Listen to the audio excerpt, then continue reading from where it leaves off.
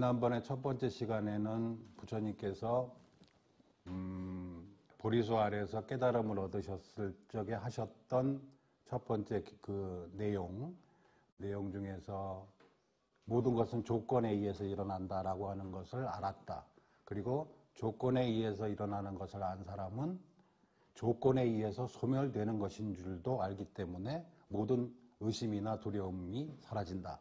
마치 밝은 태양이 비치면 모든 어둠들이 사라지듯이, 그래서 그것을 상징적으로 연기법을 아는 자는 이 세상에서 태어난 자기가 가지고 있는 모든 의심, 두려움, 공포 이런 것도 소멸될 것임을 알게 된다.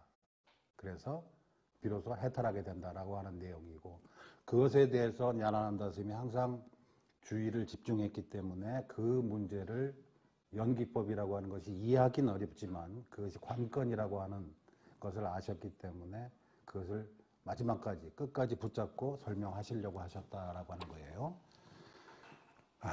그래서 그게 이제 모든 것은 조건에 의해서 일어난다라고 하는 것인데, 문제는 모든 것은 조건에 의해서 일어난다라고 하는 것을 아는 순간이 있고, 그 다음에 나머지 99번, 그러니까 100번의 기회 중에서 한두 번은 그렇게 해서 알아요.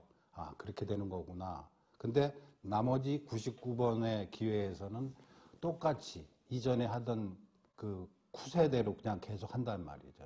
그러니까 이게 100분의 1 정도밖에 이해가 안 되니까 주도하는 그 업의 능력은 99가 먼저 주가 되니까 그렇게 해서 또 괴로움을 당하게 되고, 괴로움을 당하게 될 때 또 냉정하게 살펴볼 줄 모르고 또 쿠세대로 또 하게 되고, 이렇게 반복된다는 거죠. 그래서 프로테이지가 높을수록, 그러니까 아 이렇게 되는 거구나 라고 아는 것이 매 순간순간에 그렇게 알 수만 있다면 그 사람에게 업은 형성되지 않는다는 거죠. 나쁜 방향에. 근데 우리는 한두 번 알다가도 나머지는 또 평소대로 그냥 하게 되고 두려워하고 즐거워하고 빠지고 이렇게 하니까 그런 것이죠. 그래서 이제 어떻게 하면 이런 것들을 늘 자각시킬 수 있게 하느냐. 늘 조건에 의해서 일어나는 거니까 두려워할 것도 없고 매달릴 것도 없고 슬퍼할 것도 없구나라고 매번 어떻게 우리를 다스릴 것이냐라고 하는 거죠. 이제 이런 얘기 있잖아요.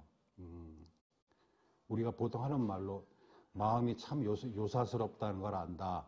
화장실 들어갈 때하고 나올 때하고 사람이 바뀌는구나 라는 걸 알 때가 있어요. 그죠? 우리도 하는 말도 참 요사스럽지, 내가 그렇게 할 때는 그게 그렇게 보이더니 그게 해결되고 나니까 정 반대로 보이더라 라고 하는 거. 그러니까 마음의 요사스러움을 안다라고 하는 거는 그 파트만 그렇단 말이에요. 근데 마음은 24시간 움직이는 거잖아요. 근데 그때만 마음이 마치 요사스러운 것이고 나머지는 아닌 것처럼 또 한다 이 말이죠. 마음의 요사스러움, 마음이 늘 자기의 욕망에 의해서 거꾸로 통제된다는 거. 대상에 의해서 마음이 일어나는 게 아니라 마음에 의해서 대상이 일어난다는 거를 나머지 99는 또 모르는 거죠. 그래서 마음이 참 요사하지, 사람이 참 간사하지, 사람 마음이 참 간사하지라고 말은 하잖아요, 가끔. 근데 그 경우 빼고는 나머지는 또 아닌 것처럼 또 하잖아요. 근데 마음이 간사스럽고 마음이 요상스러운 거는 24시간 내내 그렇단 말이에요. 우리가 살아갈 때 마음을 다 썼잖아, 이때까지. 그러니까는 평소에 늘 그러한 거인데 그때만 마치 그런 것처럼 받아들인다 이 말이죠. 나머지는 뭐예요? 99는 아직도 움켜쥐고 있는 거잖아요. 이건 어쩔 수 없이 한번 놨기 때문에 아 이렇게 해서 놨더니 생각이 바뀌는구나 라고 했는데 나머지는 또 그런다 이 말이죠. 그래서 이게 늘 마음은 요사스러운 것이다 라는 것을 알 수만 있다면 그 나머지 일들이, 나머지 순간들이 전부 다 나를 업으로 이끌지는 않을 것이다 라고 하는 거죠. 그거를 이제 설명하기 위해서 우리가 늘 보는 내내 24시간 내내 우리의 마음은 늘 요사스럽고 요망스러운 것이다. 그 요망하다는 말이 무슨 말이에요? 없는 것을 만든다 이 말이잖아요. 그렇죠? 지나고 보니까 그렇게 바뀌더라. 내 환경에 따라서, 내 입장에 따라서 보여지는 대상도 그렇게 평가가 달라지는 거구나 라는 것을 왜 24시간 그게 작동한다는 것을 인정 못하고 그때만 인정하느냐 그 말이죠. 그렇죠? 그래서 오늘은 그 마음의 요사스러움, 마음의 간사함, 이것을 위주로 해서 설명을 해볼게요. 어떻게 마음이 간사한가. 자, 오늘 나눠드린 교재 중에는 이런 그 내용은 데와타 쌍유타라고 하는 경전에 나오는 내용이에요. 여기 이렇게 되어 있습니다.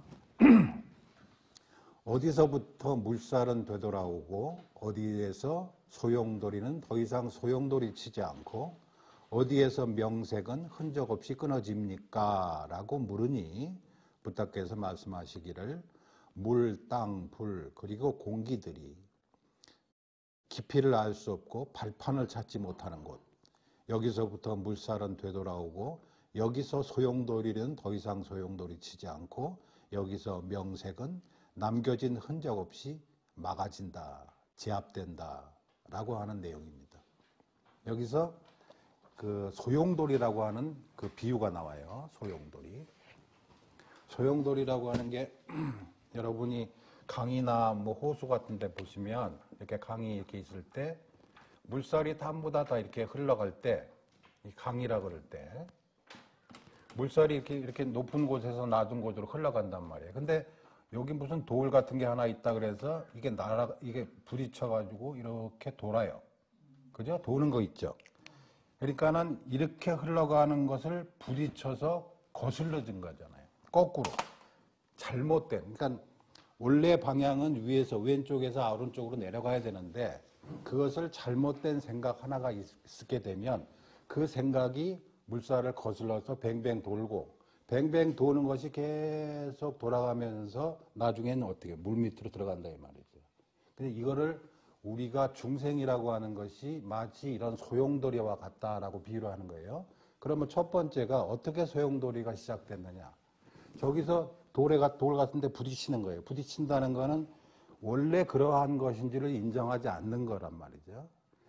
인생은 무상한 것이고 그 다음에 자아가 없는 것이고 이런 네 가지 기준들을 스스로 거부하면서 부딪혀서 뺑뺑 돈다 이렇게 말해요. 그래서 여기서 말할 때 소용돌이라고 하는 것은 자연의 이치, 생명의 이치, 이 세상의 모든 것의 이치, 조건에 의해서 일어나고 조건에 의해서 사라지기 때문에 실체가 있지 않고 그 다음에 실체가 없으니 항상 변하기 마련이고 변하기 마련인 것이니 내가 그것을 아름답다고 생각한 것도 거꾸로 추한 것일 수도 있고 그러니까 집착이 있으니까 아름답다고 보는 거잖아요. 이 네 가지 잘못된 사유가 일어나는 것이 바로 이 소용돌이고 이 소용돌이가 바로 중생의 실체다 그 말이에요. 중생은 어떻게 해서 중생이 되느냐? 물살을 거슬러서 뺑뺑 돌기 때문에 중생이다라고 한다는 거죠. 그래서 여기서 말할 때 어떻게 하면 이 소용돌이가 멈춥니까? 라고 물어보는 것은 어떻게 하면 해탈할 수 있습니까? 어떻게 하면 있는 그대로의 이치를 받아들일 수 있습니까? 라고 묻는 거예요. 아셨죠?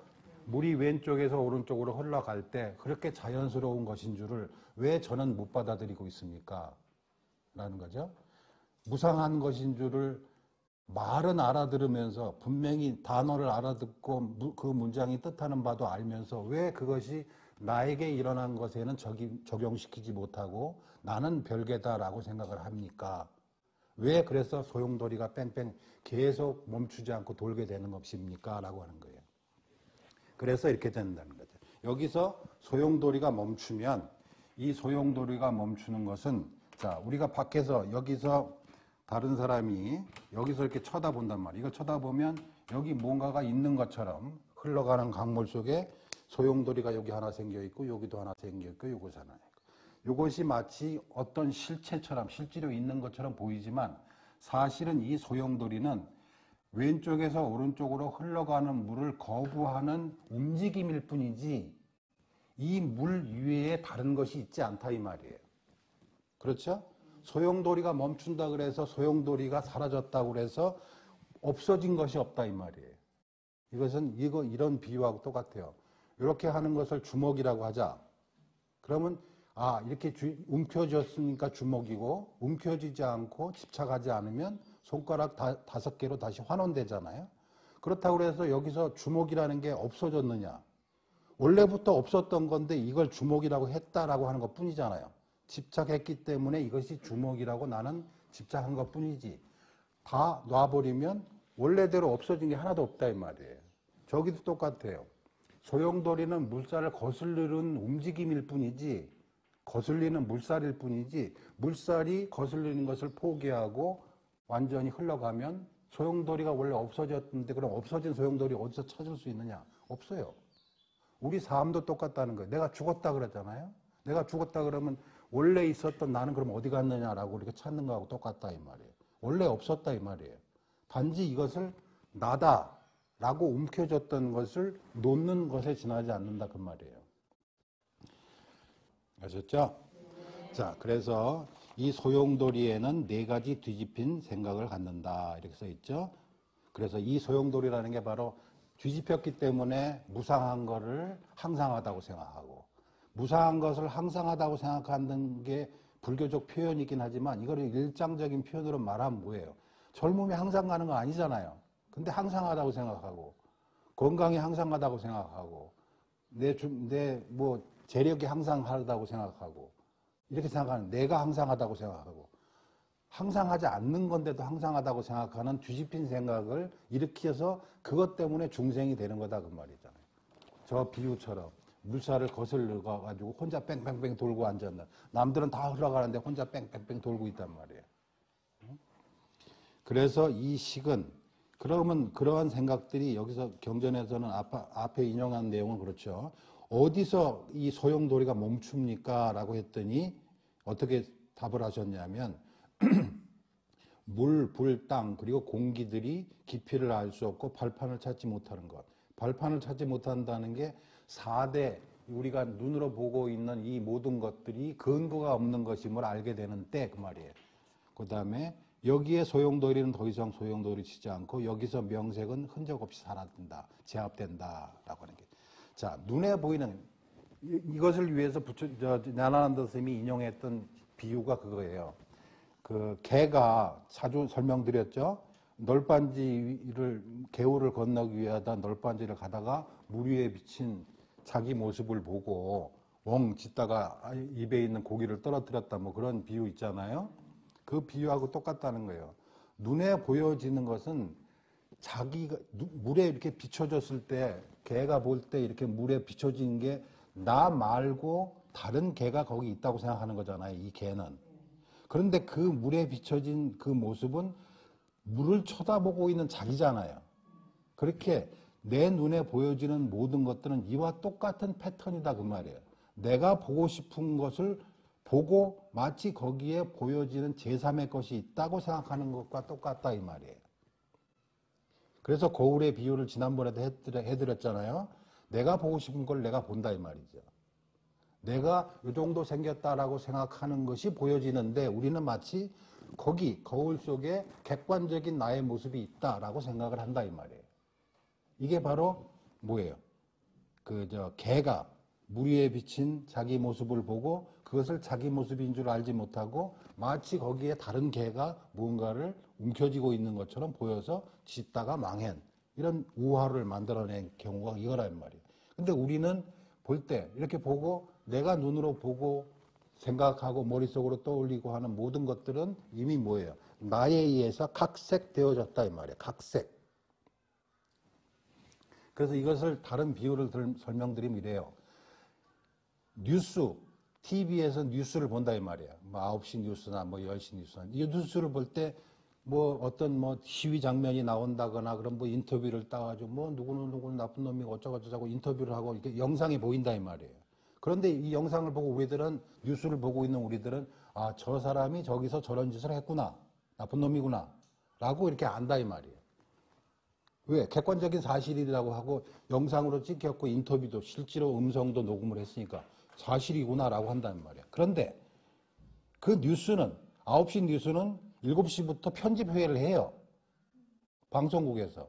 그래서 수많은 장면 중에서 어느 장면을 보내서 어떤 이미지를 만들어 줄 것인가, 시청자에게. 그게 사익, MBC면 MBC, KBS면 KBS가 그 사익에 위배되지 않는 선에서 방송을 내보낸다 이 말이에요. 그렇죠? 모든 언론은, 그래서 좌익 방송이 따로 있고 우익 방송이 따로 있는 이유가 그거란 말이에요. 똑같은 객관적인 사실인데 왜 양쪽에서 하는 내용이 이렇게 다르냐 이 말이에요. 그러니까 우리가 눈으로 볼 때는 텔레비에 나왔으니까 사실이 분명하다. 인터뷰하는 내용도 분명히 내 귀로 들었다. 이건 객관적 사실이다라고 믿지만 사실은 뭐예요? 그 전에 편집회의를 한 거예요. 해서 이렇게 보여지도록 편집되어지고 각색되어진 내용들이 시청자에게 보여진단 말이에요. 각 진영마다. 좌파에서는 좌파, 우파에서는 우파.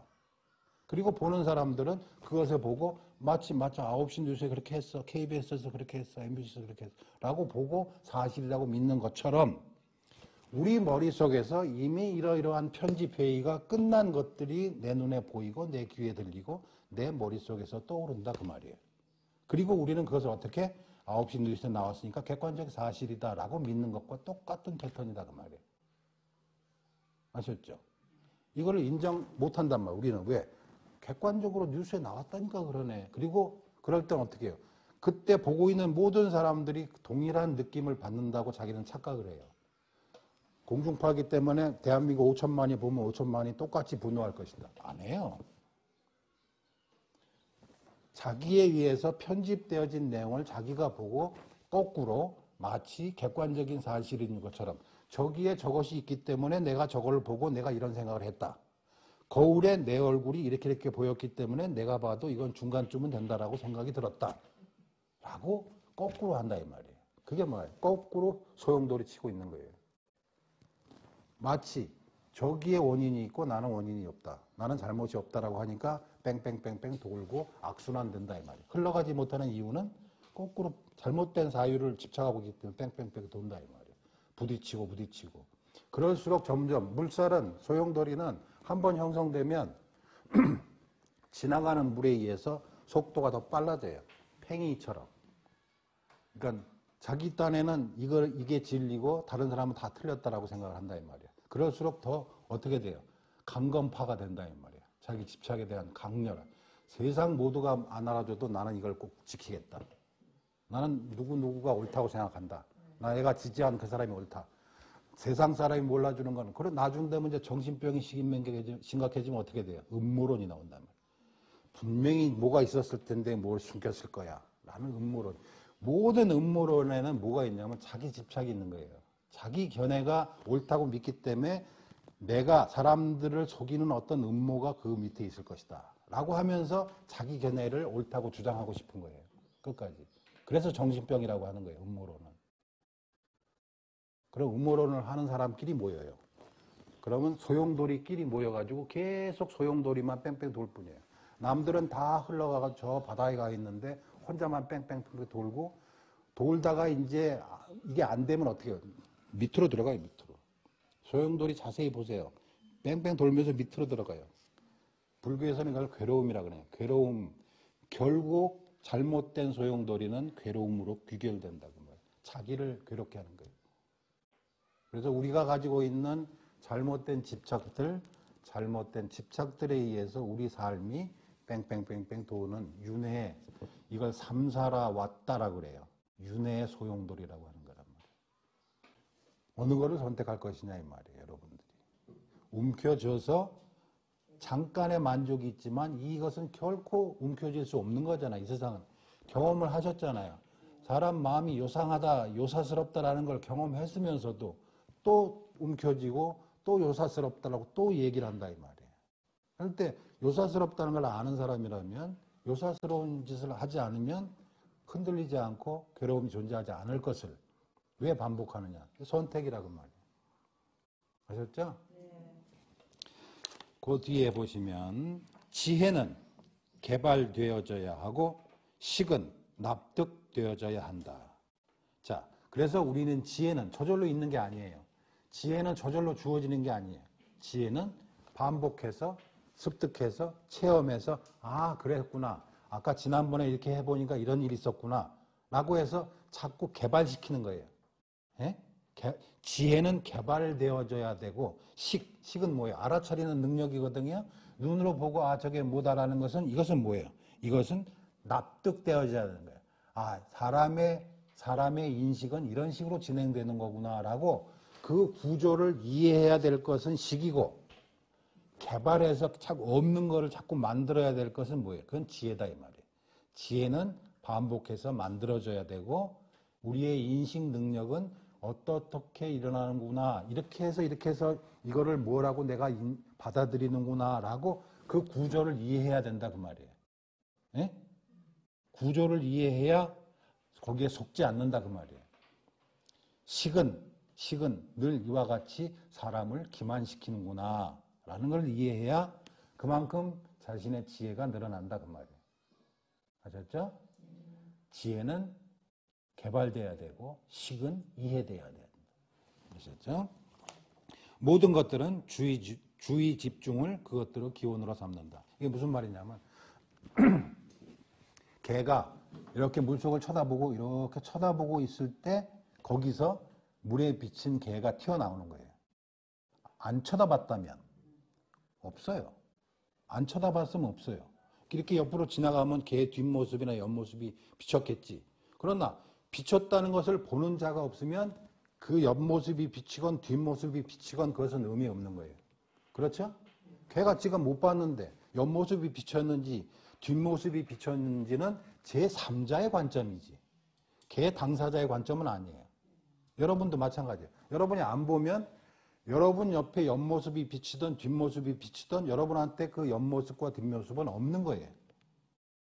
그래서 모든 것은 이와 같이 곰곰이 이렇게 주의 집중해서 바라보는 과정에서 일어나는 거예요. 아셨죠?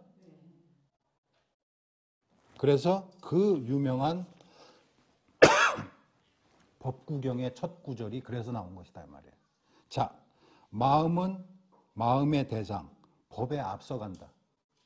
의도가 먼저 간다 이 말이에요. 눈에 보이는 것보다. 마음이 그들의 두목이고 마음이 그것들을 만들었다. 그러니까 이렇게 쳐다봤을 때 물속을 쳐다봤을 때 쳐다보는 그 마음이 쳐다보여지는 것을 만들었다 그 말이에요. 아셨죠? 마음이 법보다 우선한다 이 말이에요. 여기서 법이라는 거는 뭐예요? 조건에 의해서 만들어진 그것은 의도가 먼저 있고 그것이 보여지는 것이다 이 말이에요. 여러분 눈에 보여지는 모습은 여러분들이 저하고 왼수가 진 사람이 앉아있고 저를 평생 키워준 부모가 여기 앉았다 그러면 두 사람 눈에 비치는 나의 모습은 달라요. 도둑놈도 지그 엄마는 지그 아들 보고 그러잖아요. 우리 애가 원래는 착했다고 그러면서 그러잖아요. 똑같은 거예요. 보여지는 대상은 마음이 우선되고 보여지는 대상보다 의도가 먼저다. 만호라고 하는 것이 담마보다 앞선다 그 말이에요. 이 말은 거꾸로 얘기하면 마음이 모든 것을 만든다 그 말이잖아요. 그 수많은 것 중에서 내가 선택을 할 거 아니에요. 하나, 둘, 세 명이 있단 말이야. 세 개가 있는데 내 마음이 정한 것만 볼 때 그것은 어떻게 다르게 얘기하면 마음이 셋 중에서 하나를 골랐으니까 그것만 있는 것처럼 보는 거잖아요. 그러니까 마음이 대상을 만든다라고 이해하셔야 된다 이 말이에요. 그러니까 여러분 눈에 보이는 것은 여러분을 기만시키기 위한 여러 가지 증거들이긴 하지만 여러분을 기만시키기 위한 증거들이란 말이에요. 내 생각이 옳다는 것을 입증할 만한 증거들이 숱하게 많다라고 나는 그렇게 생각한다 이 말이에요. 그러나 그 증거를 내가 만든 거다 이 말이에요. 증거를 내가 만든 거지 증거가 있지 않느냐. 저 사람도 나를 옳다고 그러고 저 사람도 옳다고 하지 않느냐. 70억 중에서 한 3명만 고르는 거다 이 말이에요. 내가. 그리고 내가 옳다라는 것을 입증시키고자 하는 의도가 먼저 있을 때 그 대상들은 나에 의해서 만들어진다 그 말이에요. 이게 마음의 요상함이고 이 마음의 요사스러움을 이해해야 된다는 거예요. 마음은 이처럼 요사스럽게 작용하는구나라는 것을 이해해야 되고 그게 뭐예요? 식은 이해해야 되고 지혜는 그것을 이해한 자에 의해서 터득되어지고 경험되어졌을 때 축적되어지는 것이 바로 지혜다 이 말이에요. 아셨죠?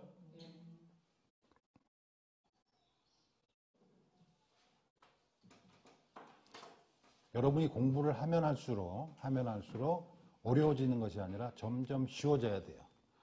주제가 점점 쉬워지고 연기법이 물론 처음에 시작할 때는 어렵죠. 어려운 이유는 많은 장애들을 본인들이 갖고 있기 때문에 잘못된 편견들이 너무 많기 때문에 이해하기 힘들었어요. 그런데 그 편견들이라는 것을 알았을 때 이게 내가 가지고 있는 편견이었구나라는 걸 안 사람들이 시간이 갈수록 식을 이해하는 자는 지혜에 의해서 문제가 점점 단순해진다는 말이에요. 그러니까 여러분들이 내가 한 2년 했나요? 앞에 2번 정도 했죠. 여러분들이 적어도 저하고 본문 공부 시간에는 했던 내용들이 전제들이 하나씩 이건 내가 가지고 있는 장애였구나, 내가 가지고 있는 어떤 핸디캡이었구나 라는 걸 아는 사람은 점점 제가 말하는 주제가 쉬워져야 돼요. 주제는 간단한 거구나, 내가 선택하는 거구나, 내 눈을 믿지 않는 것이고 내 귀를 믿지 않는 것이고 내 마음을 믿지 않는 것이구나. 왜? 식은 그렇게 기만하는 거구나 라는 걸 아는 사람은 아는 것만큼 지혜가 상승돼. 거꾸로 식을 이해할수록 지혜는 높아진다. 아셨죠? 그래서 제가 수많은 비유들을, 현실적인 비유들을 계속 든다 이 말이에요. 눈을 믿어서는 안 된다고 하는 것을 설명하기 위해서 예전에 그런 비유도 한번 한 적이 있어요. 스리랑카에서 제가 처음에 갔을 때 2004년도인가 5년도인가 갔을 때 그 선원에서 이렇게 공양을 한다 이 말이에요. 그럼 여기는 스님들이 앉아 있고 저기는 제가자들이 앉아 있어요. 그럼 공양을 할 때 여기 스님들이 쭉 앉아 있고 저쪽은 제가자들이 있는데 제가 당시에 스리랑카에 있었을 때 그쪽에 있었던 제가자들 중에 외국인들이 많았어요. 호주나 뭐 캐나다 사람들이 많이 오는데 그 사람들이 이제 단기 출가한다고 와 있단 말이에요. 그럼 여기 이제 스리랑카 스님들, 한국 스님들, 외국 스님들이 쭉 앉아 있단 말이에요. 이게 공양을 할 때 전부 다 이렇게 원래 공양의 그 작법에는 고개를 숙이고 이렇게 먹는 데만 집중하고 이렇게 고개를 들거나 두리번거리면 안 된다라고 하는 그 계율이 있단 말이에요, 율법이. 나는 처음 가봤기 때문에 잘 몰라가지고 궁금해가지고 이렇게 자꾸 쳐다봤단 말이에요. 이렇게 쳐다보고. 근데 어떤 사람이 나하고 눈이 마주쳤어요. 제가자 중에 한 호주에서 온 어떤 노인네하고 눈이 마주쳤단 말이에요. 내가 이렇게 했지. 나도 잘 몰랐으니까 그게 잘못된 법인지 모르고 이렇게 먹고.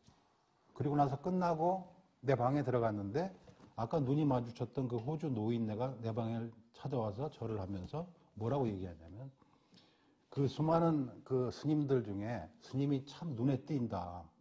그 뭐라고 해. 군계 일학 뭐 이런 거 있잖아요. 그러면서 당당하게 허리를 쭉 펴고 앉아가지고 그렇게 하는데 뭔가 훌륭한 스님인 것 같아서 제가 법을 청하러 왔다라고 얘기를 하더라고.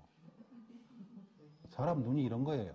나는 계율을 몰라서 그렇게 까불고 있었던 거고 그걸 그 사람 눈에는 뭔가 군계 일학같이 보였다는 거예요.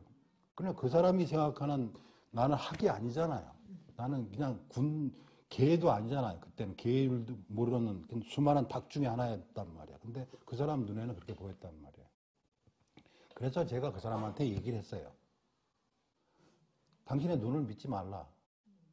당신의 눈은 늘 당신 편일 뿐이다. 라고 얘기를 했어요. 무슨 말인지 아시겠죠? 당신이 가지고 있는 생각이 당신 눈을 통제한다 이 말이에요. 저 사람은 훌륭한 거고 이렇게 하는 사람이 훌륭하다라는 기준이 있기 때문에 그 기준에 내가 눈에 띄었을 뿐이다 이 말이야. 내가 훌륭해서 눈에 띈 게 아니라 당신의 기준이 있기 때문에 수많은 스님들 중에 저 사람은 훌륭한 사람이라고 뽑아놨단 말이야. 픽업을 했다 이 말이야. 이게 바로 마음은 모든 마음의 대상에 앞서가는 거잖아요. 마음이 대상을 만든다 이 말이죠. 그렇죠? 그래서 당신은 당신 눈을 믿지 마세요.